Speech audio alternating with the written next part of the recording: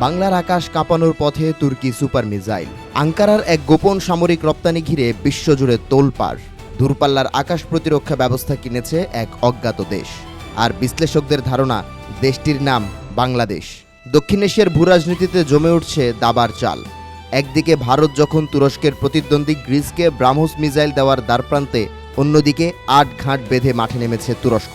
এমন সময় সামনে এলো বাংলাদেশের নাম, কারণ দিল্লিকে পেছনে ফেলে ঢাকাকে দেওয়া হচ্ছে বিখ্যাত বাইরাক্তার TB2 ড্রোন।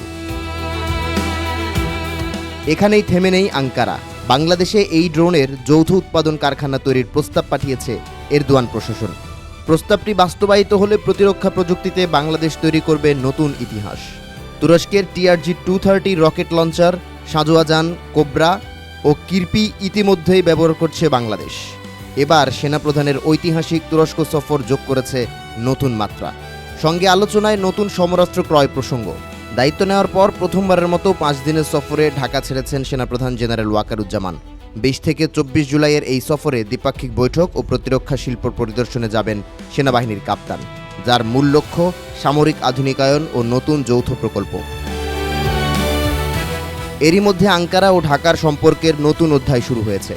দুই দেশের পররাষ্ট্র ও প্রতিরক্ষা মন্ত্রীদের নিয়ে বছরে একটি 2+2 বৈঠক অনুষ্ঠিত হবে। বিশ্বের মাত্র 4টি দেশের সাথে তুরস্কের এই ফরম্যাট রয়েছে। পঞ্চম দেশ হিসেবে যুক্ত হয়েছে বাংলাদেশ। এছাড়াও বাঙালি সামরিক কর্মকর্তাদের প্রশিক্ষণ সুবিধা আরও বাড়াতে আগ্রহ প্রকাশ করেছে এরদোয়ান প্রশাসন।